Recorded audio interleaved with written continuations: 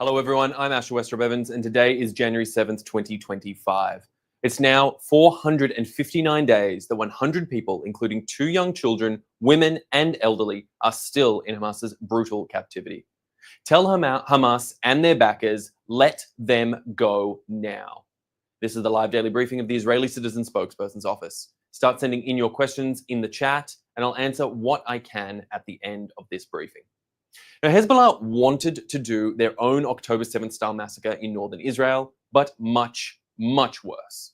Hezbollah planned to invade Israel and had detailed plans for targeting a local religious and community leader, Rabbi Moshe Sasonkin. Israel's soldiers found documents in the Hezbollah bunkers outlining details of their kidnapping and murder plot. And one Hezbollah document listed targets in Metula, an Israeli town just south of the Lebanese border, and they had to decide to personally target the local rabbi in the town of Metula. Hezbollah had the rabbi's home address marked on a map. Hezbollah had the rabbi's car details listed specifically. And Hezbollah, like Hamas, has a murder mentality.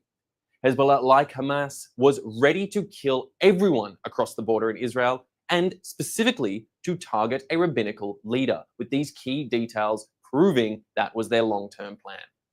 That's why Israeli forces pushed back Hezbollah and stopped their plan before it even started. Israeli soldiers captured literal tons of weapons and demolished many kilometers of tunnels and fortifications opposite Israeli homes. And to be clear, these weapons and bunkers are just across the fence from Metula. The houses that Hezbollah planned to launch their massacre from are in sight of most Metula homes. And this is precisely why 60,000 people fled their homes in northern Israel after October 8th, including towns like Metula. Because Hezbollah joined Hamas's war on the Israeli people on October 8th, one day after the October 7th massacre. And Hezbollah since fired over 9,000 rockets, anti-tank missiles, and suicide drones at the Israeli people. That's why Israeli forces are still in southern Lebanon. Hezbollah cannot again be allowed to threaten the Israeli people. And that's also the reason why the way the ceasefire in Lebanon is carried out is so important. The US envoy is happy that Israel is withdrawing from Lebanon, but Israeli commanders keep saying they cannot leave Lebanon yet. Amos Hochstein is US President Biden's coordinator for Israel and Lebanon, and Hochstein said that he was happy to see Israel leave the western sector of southern Lebanon. Now, Israel agreed to leave southern Lebanon by January 27th, but only on the condition that the Lebanese army take Israeli positions, and it doesn't let Hezbollah take those positions back. But the reality on the ground is that the Lebanese army is not taking control. Israel's ceasefire in Lebanon has rules, and Lebanon is not following these rules. And as such, Israel removed Hezbollah from southern Lebanon. Israel began withdrawing from southern Lebanon, but as long as the Lebanese army doesn't take Israel's place, Israel will not be able to leave for threat of Hezbollah. Hezbollah, by the way, which has already violated the ceasefire over 120 times. And in that same period since the ceasefire began, Israel has eliminated 40 Hezbollah terrorists that are threatening Israel, some of which were also caught near the Israeli border. Hezbollah keeps smuggling weapons in, including from Syria. And the Israeli people cannot return home unless the Hezbollah threat is totally removed. Israel simply cannot return to October 8th, 2023, when Hezbollah joined the Hamas war. Israel needs peace, not simply a piece of paper. All right, let's take some questions from our audience watching live on social media. Our first question comes in from YouTube. Israel released footage of a Hamas terrorist caught in Gaza's Kamal Adwan hospital. He was on staff and said that Hamas and Islamic Jihad use the hospital because it is a safe haven for them and because the military cannot directly target it. How can Israel better highlight the challenge of fighting against that kind of enemy? Well, isn't this example perfectly indicative of the Hamas strategy to hide in and amongst civilian infrastructure, to hide amongst the infrastructure and the civilians that they claim to be defending and protecting, hiding in hospitals, wearing stethoscopes and thinking that means they are immune from all the crimes that they have committed, the murders they have committed, the more murders that they would like to commit. Israel's goal in this is, one, to ensure that the world truly understands what's going on. But the miscommunication and misinformation that suggests that Israel is simply targeting civilians in a hospital is frankly not true. and that they are targeting Hamas terrorists who hide among hospitals as a form of defense and a means of escaping justice.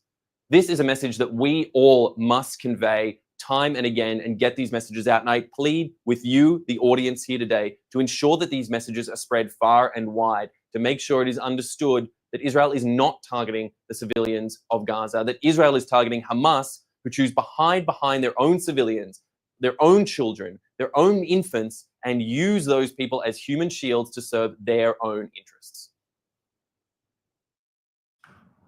Our next question comes in from Anna Sue.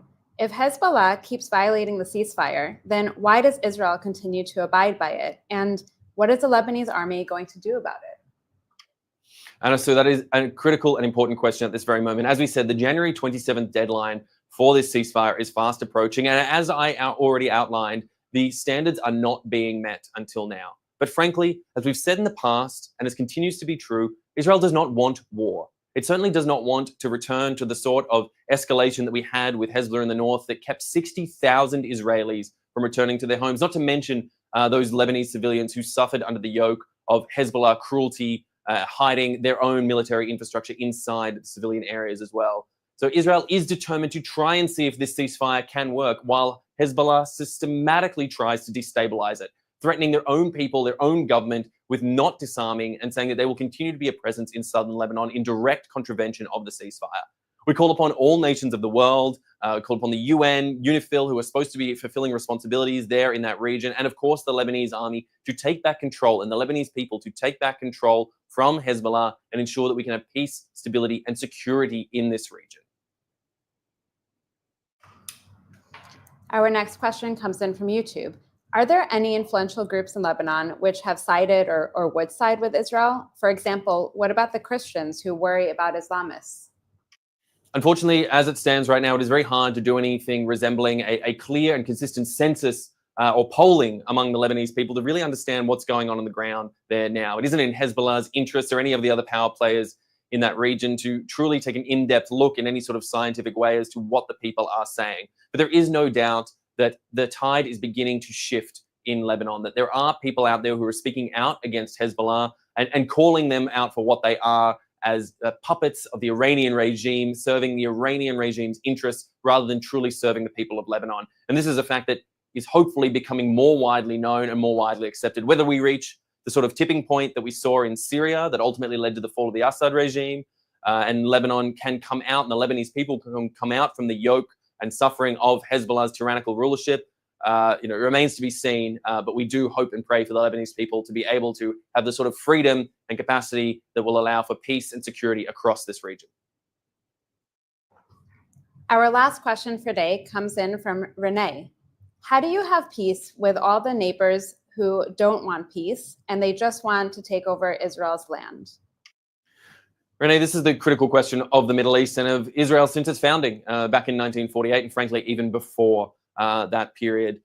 Israel has sought peace, and through diplomacy, through military tactics, through clever strategy, and through finding partners for peace, Israel has managed to do so with many nations in and around this region. As we saw, the Abraham Accords were a prime example of one such opportunity. Israel obviously in the past made peace with Israel, with Jordan. Now there is conversation with the caretaker government that exists, the al-Julani government that currently exists in Syria, whether there's a possibility of some sort of normalization of ties there. Who knows what the future holds, and we can be optimistic. But ultimately, piece by piece, brick by brick, Israel is trying to find a sense of stability and normalcy and acceptance in this region that has, for so many decades, fundamentally rejected it. But we'll have to wait and see whether the future will be bright, dark, or whatnot. I mean, people had so much hope. But obviously, we saw on October 7th, 2023, that hope can be dashed so rapidly by cruel and heinous actors in this region who are determined to destabilize. But we do have a hope and optimistic view as we kick off 2025 and already in its first week and well underway. We do hope that there may be change for peace in the future. All right, that is all we have time for today. I want to thank you so much for tuning in, and we'll be back tomorrow at 3 p.m. Israel time, 8 a.m. on the East Coast. I'm Asher Westropp-Evans. Thanks for watching.